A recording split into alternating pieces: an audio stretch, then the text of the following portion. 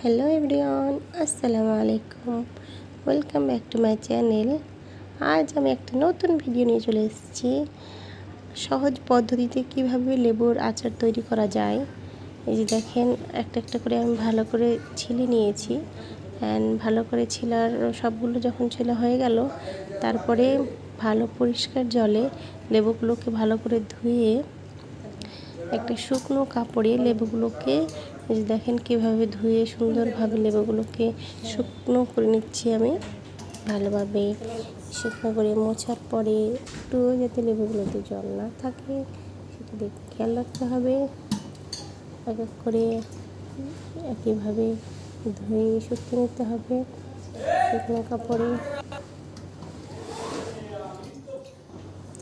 আমার সবগুলো লেবু ধোয়া প্রায় কমপ্লিট হয়ে গেল।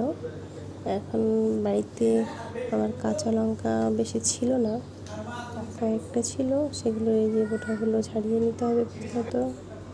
তারপরে এই যে কাঁচের বয়মে পরিমাণ মতো না, লেবুতে অনেক বেশি লবণ লাগে, তাই আমি 4টা চামচ লবণ দিয়ে দিলাম এবং লেবুগুলো ভালো করে বয়মে ভরে দিচ্ছি।